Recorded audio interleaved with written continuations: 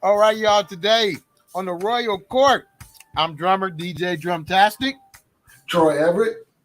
and today we're talking about hip hop. Hip hop turns 50. What y'all think about Man, that's crazy, man. I remember back in the day. What was your first introduction to hip hop? that? Do you remember? My first introduction probably would be Rapper's Delight. Yeah, Rapper's Delight. Also, do you remember Dana Dane? What? Nightmares. Cinderella, Dana Dan. We used to listen to that whole album. Man, there's a lot of hip hop, man, that has just like been covered. Dana Kumo Dan, D. Slick Rick. I didn't really care for Kumo D, but yeah, Kumo D, Slick Rick, Will Smith. A lot of people don't know he was originally a rapper. Yep. And pretty good. First they were the first rap group to win a Grammy. Exactly, they sure was. They were the first rap group to win a Grammy. I think I still know every word to Rapper's Delight. That was every word, the both versions, because there were two different versions. Yeah. I think that song was unbelievable. Man.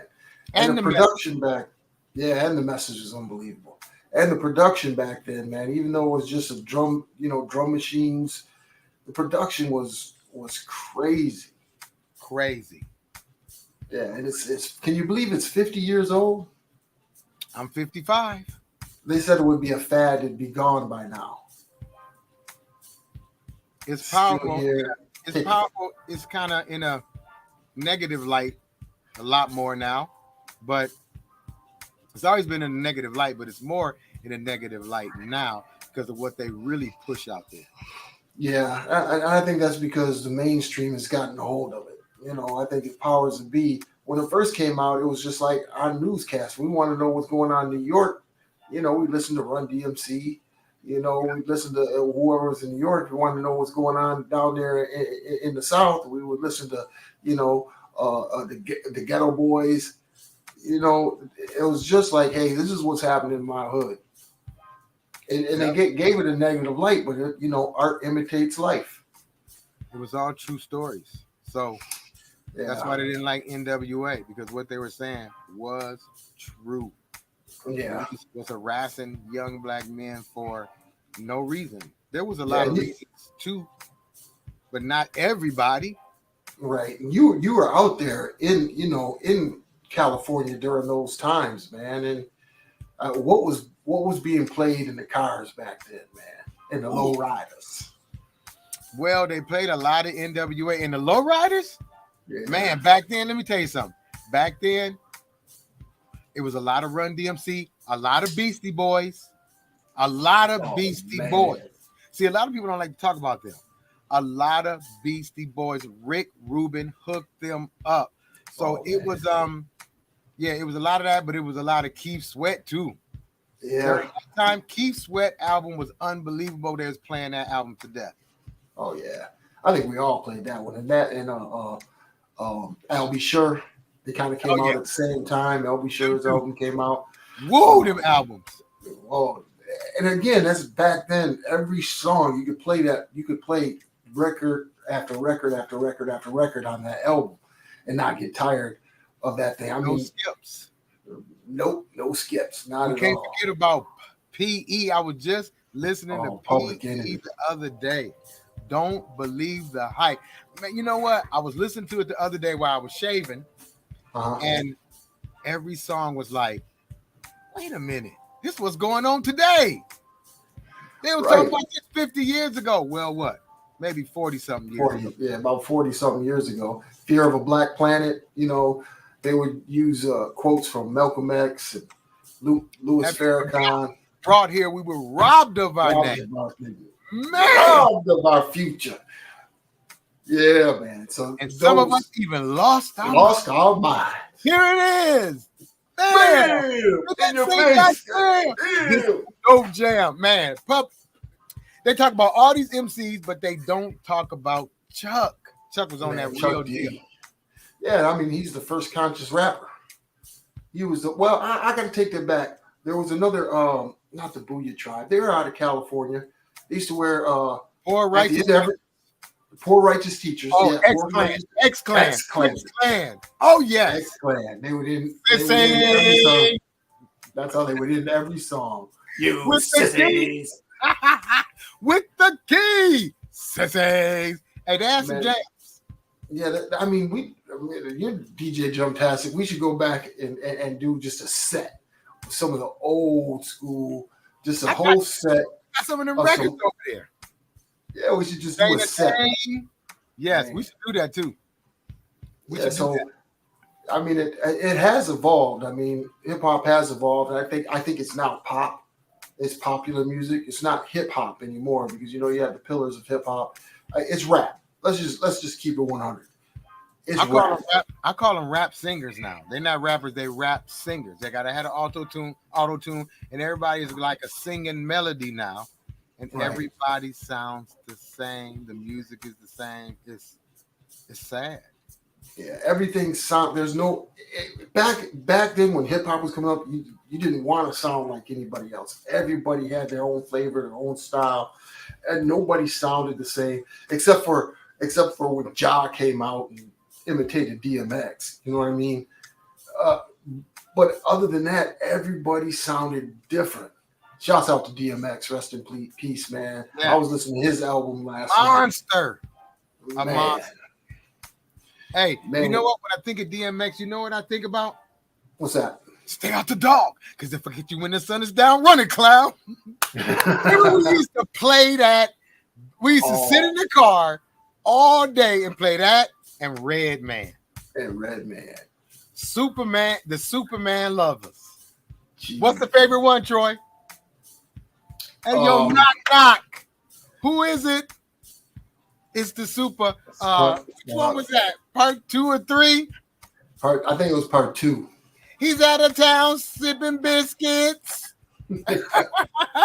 For I start unloading on you from here and leave it swollen. Yeah, there was that, and then the debate between him and Meth, right? Method Man came out with Tikal, Redman came out with his album, and everybody was like, Meth is better. No, Redman's better. And everybody would go back and forth. Both those albums were fire. And then all of a sudden, they came together and were like, dang. I was just listening to that the other day. I was just listening to that the other day. I love those. Both of those albums are. Oh, man. Look, me and my sisters were just talking the other day, and I said, what if there was a second and third verse to Rockwilder? Oh. But it wouldn't be no good. The fact that it ends like that, I just put that mug on repeat and just let it keep playing. Rockwilder is one of the hardest songs that they came out together with. And back then, a lot of the boxers didn't come in with, they would come in with some, walking in with a lion or a tiger. Roy Jones, if you remember, Roy Jones was the first one to start bringing rappers in. And that was the song he came into on one of his fights. Yes. Rockwilder. He brought Red Meth. The sword lector, closing down the sector, supreme neck protector.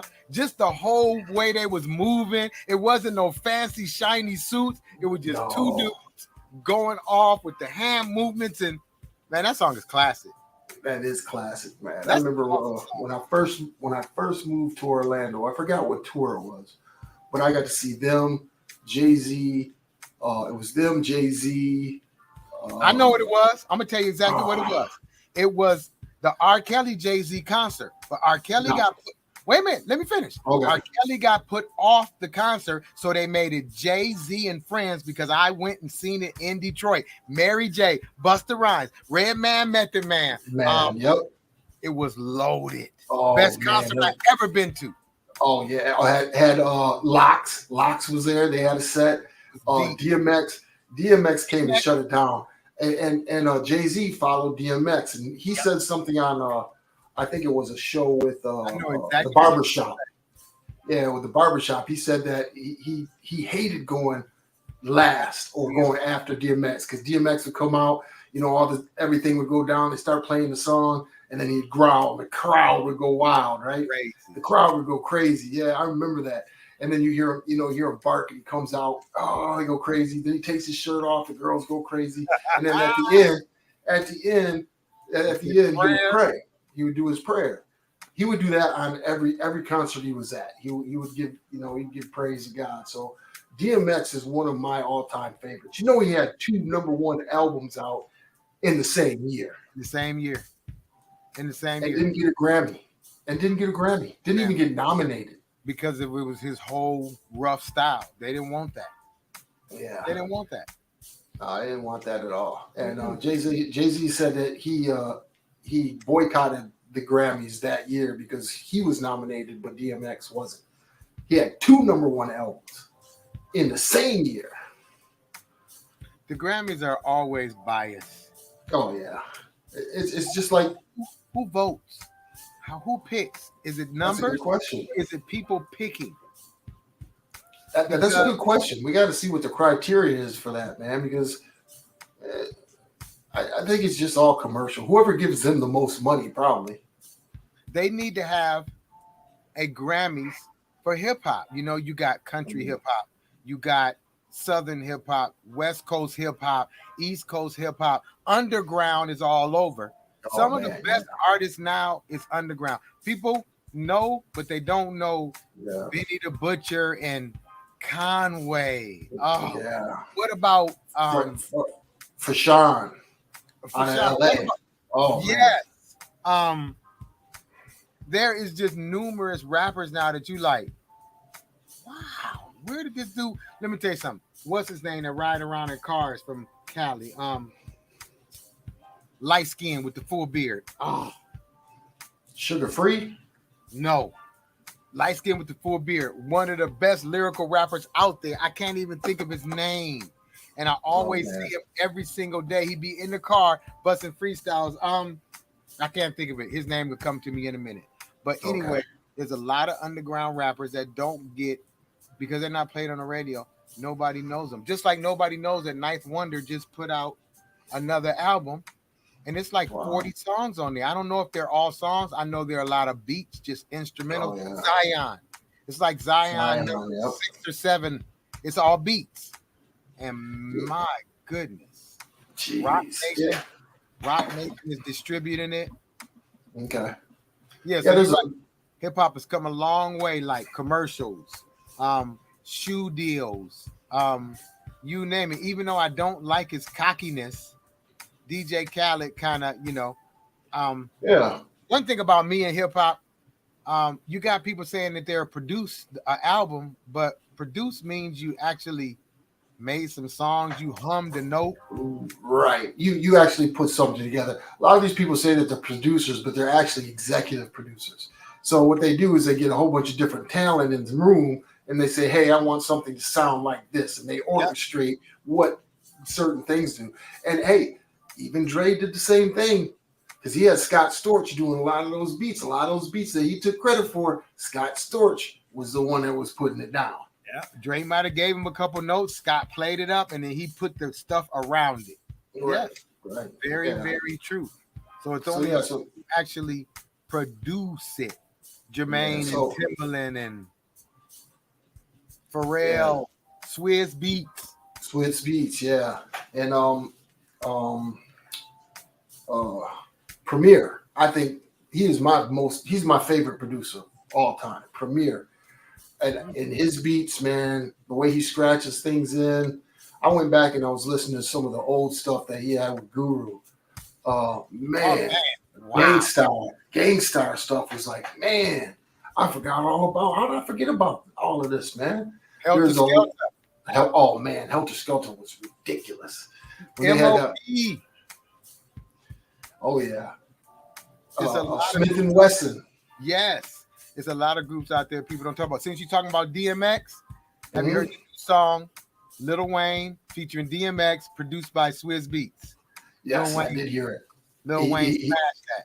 He did smash that. I have to give it to him. And I was never really a Lil Wayne fan.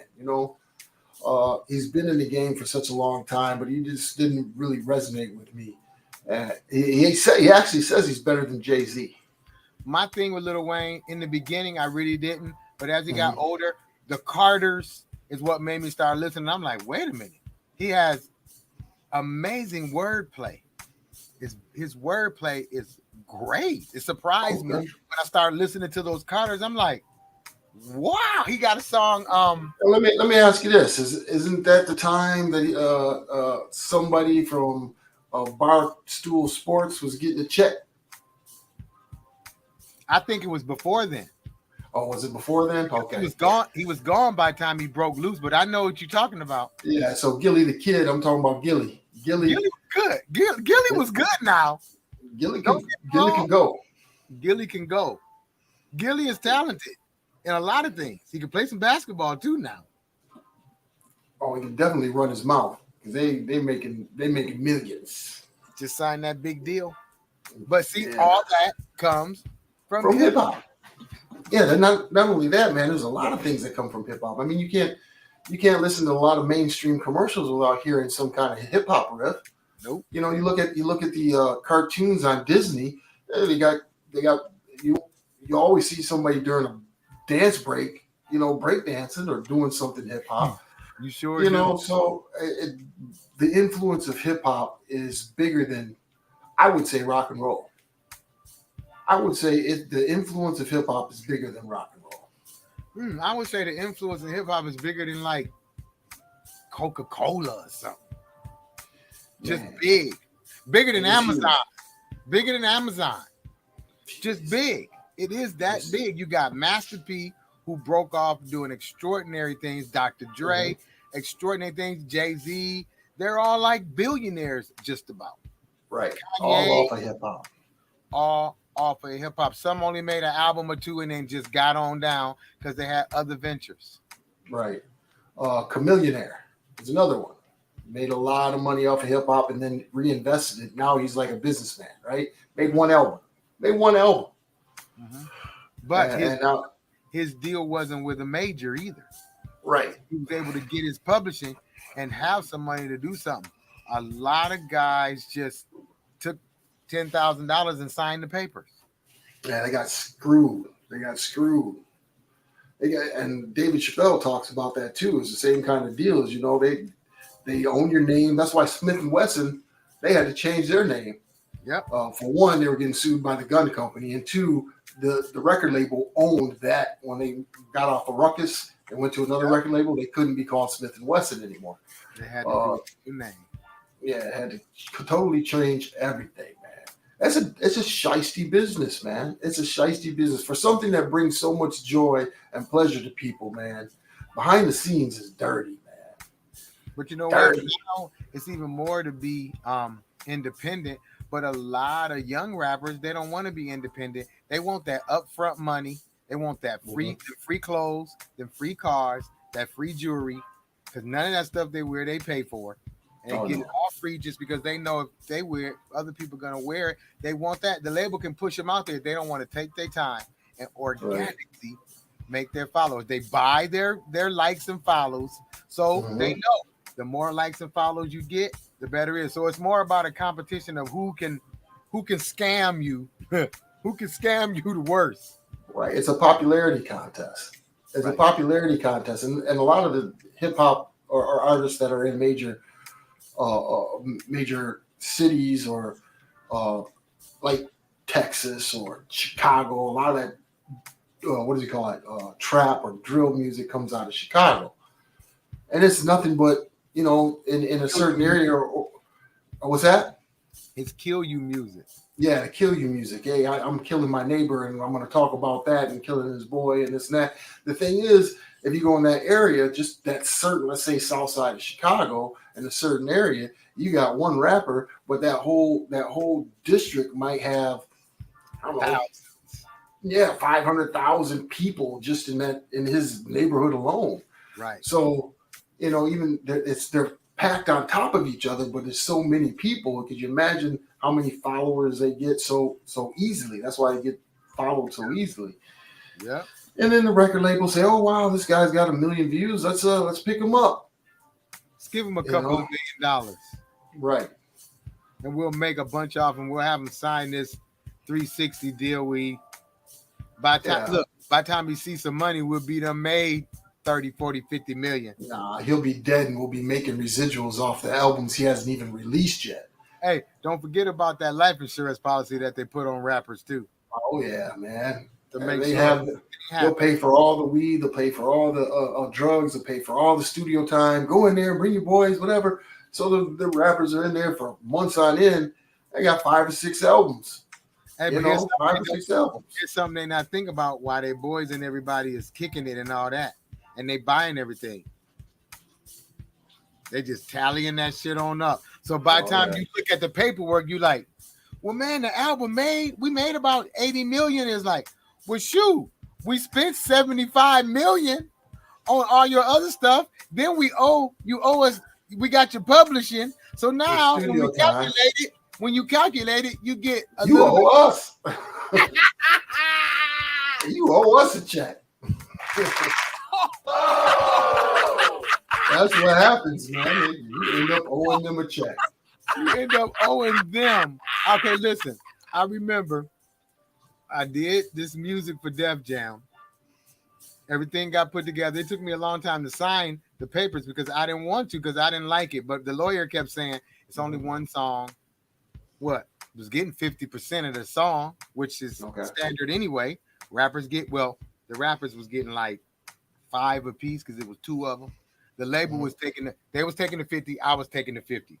So anyway, we were real cool with these rappers. They were hostile. They were signed to Def Jam under Total Track Productions. Total Track was who DJ Quick was under. Okay. So we asking them. They used to come over every day asking them, so what did y'all get signed for? Well, we don't know, but we got 15,000 apiece. So he was like, oh, okay. So we kept pushing them to go find out. So when they finally got copies of the contract to find out, they got signed for $250,000 and they got 15 apiece. So they was like, man, is that right? I said, well, when you add up the video y'all did, the studio time and all that, that's going to take that and then some. So by the time the album come out, y'all going to be in debt. Well, the album never came out. Def Jam shelved it. They just wrote off the 250,000 and probably made $1 million off that 250. Oh yeah. That's how they do it. You get the crumbs off the table. Why they, hey, chalk that up as a lost investment. Let's write all that shit off. Write it all off. They gave them $15,000. $15,000 a piece. That wasn't nothing. They still didn't. They didn't have no car. We was giving them a ride to Westlake Studios. No lie. Their first single was produced by DJ Quick, but it wasn't. And they just shelved them. No, due to paperwork and other stuff in the business, he couldn't put his name on it, so it was under somebody else's name. The album was pretty good. Oh yeah, it was pretty good. It just got shelved because of politics. Yeah. So you think about how many people they put out. You think about how many people they signed and never come out. We know about 4 or 5 people that Dr. Dre signed and never came out. They never came out. Then you got all kinds of other rappers like Sahai the Prince. Man, my goodness. He was signed to what was it? Kanye, right? Music. Let me tell you something. If you don't put that boy out, something wrong with you. That guy, that's a lyricist right there. Yeah, when I think about lyricists and the kind of DNA he would be coming from, is like Ross Goss. Remember, we would listen to Ross all the time. Ross Goss all the time, and he's still making music. And if I'm not mistaken, you said his son's got a group out that's like ridiculous. His son, I can't even think of the name of him right now. His son, some twins, are down with this group, and they have freestyles for days. They did the scenario freestyle that was unbelievable. You still ain't listened to them? Yeah, I've listened to them. What is their name? They got an album out, but their album is just not. Let me see. It's different when you're recording than it is when you just chilling with your boys and y'all. Because when you're recording, you're in there by yourself, you're doing your thing. But when you with your boys and y'all just freestyling and chilling, it's a different vibe. That album didn't have that vibe, but they freestyles. Ridiculous. And that's it. That's the element. I mean, do you watch any of the? I like the battle rap, and I just think It's gotten a little far where they're taking a lot of shots at each other's mothers and stuff. Okay, that's cool. But they got away from bars. Now you just come and you talk. You don't gotta rap and be on beat and come up with you're doing your metaphors and your double on, triple entendres, but you're talking it. See, it's different when you gotta think it. And you know it's all written and scripted. Oh yeah. They've got bars memorized for days. And not only for that particular person they're battling, but they're writing for other people that they've heard and seen before. Mm-hmm. So to have a memory like that is ridiculous, man. Let me tell you somebody who a lot of people sleep on. And if I see a freestyle, if I see a song or anything that I've never heard, I hurry up and listen to it or download it. And that is, let me see if you know his nickname. That's Gordo. Mm-hmm. Fred the Godson. Oh, Fred. Awesome. Oh man. That dude is nice. I'm just mad that he never really got pushed out there. That dude is real nice. He's real comfortable, and it's so effortlessly. Yeah, what he does is, man, all his songs are ridiculous. But I have to give it to the Godfather, and that would be Black Thought. Oh my goodness. Some of the stuff that comes out of his mouth, you're like, what? Rewind that. You know who else is good too? And they don't talk about him because he's real underground. The guy that signed to Jay-Z. I think he's still with Erykah Badu. Man, I can't even think of his name. Yeah, he's kind of like a Pharoah Monch to me. Okay. What is his name? He signed to Rock Nation. He's real good. It's a lot of them. It's a lot of great rappers out there. When you was talking about producers, your favorite, I don't really have a favorite, but I love to just watch Knots. Oh, Knots. Just listen to the way he chops up samples and the way he do stuff. Ain't nobody better than him in just the old sample. Now, he can not sample and make stuff because he has a lot of stuff out there that you be like, Knots made that? Right. Now, I'm going to tell you, let's talk about some females real quickly. Okay. They don't give the females the credit, but, we talk about Latifah, MC Light, and all them. But this Rhapsody girl. Oh, Rhapsody is by far got the best bars I've ever heard. Me too. And who was our favorite that we used to sit in the car and bob to? Let me see if you remember. I think it was The Boss. The Boss was one of them, but now we really used to rock. She only had one album. Rah Digga. That whole album is crazy. Rah Digga's nice. Yeah, that was Sharif. Sharif and I would listen to The Boss. Yeah, but I listened to The Boss. The Boss is nice. Yeah, she was out of Detroit. Rah Digga was nice. MC Light was nice. Queen Latifah. Lil Kim, she changed it. She started getting raunchy, so now the girls are triple raunchy now. Oh yeah, her and Foxy Brown kind of switched that all up. I like Foxy. I liked her voice. I thought her voice was different. Yeah. I thought she was better than Kim. I thought her delivery and I thought her rhymes were better than Kim's. Lyrically, Kim was commercial. Mm-hmm. But lyrically, she was with the AZ, Nas, the Firm. That album was ridiculous, man. But a lot of people didn't like it. I think because the Dr. Dre production, they wanted it to be New York style production. But they did Did Dr. Dre do the whole album? I don't think he did the whole album, but he did the most. He was one of the executive producers. So, but yeah, man, hip hop has turned 50, man. Jeez. And it's as great as we are. With hip hop turning 50, a lot of people say who their greatest is. I've always said you can't say nothing about Jay-Z without speaking about LL first because he had the most platinums first. But right now, Nas is the number one rapper. Oh yeah, Nas is. If you can go from in your 19 years old and your albums in your 20s, and now you at 50 something, and your albums are better than the other albums because these albums. These King Disease, 3 of them, and that what's that other one called? I don't know what the name of it is right now, Let me say, King Disease 3 is a no skip. You don't touch it. You push play and you let that mug ride. Definitely let it ride. Nas, people ain't gonna like this. Nas right now, as of right now, Nas is the #1 rapper. He's done something that nobody's done. He's had #1 albums in what? Every decade since he's been here? Every decade. And he's getting better with age. Yeah, I don't know if anybody's ever seen that documentary on Roxanne Shante. At the end of that, Roxanne Shante looks at a little boy, and the little boy was rapping, and she was like, "Who is that?" "Oh, that's Nasir Jones," and then he walks off. Yeah, so if you watch that Roxanne Shante documentary,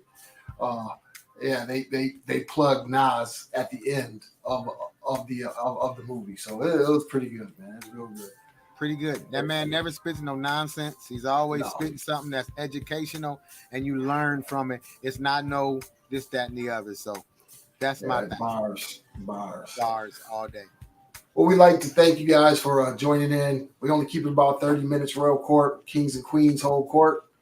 Thank you for joining in. Part 2 on this one. We done missed we missed a lot of stuff. I mean, the hip hop is like crazy. Before we go, we can't forget about the rah-rah man himself, Busta. Oh, man.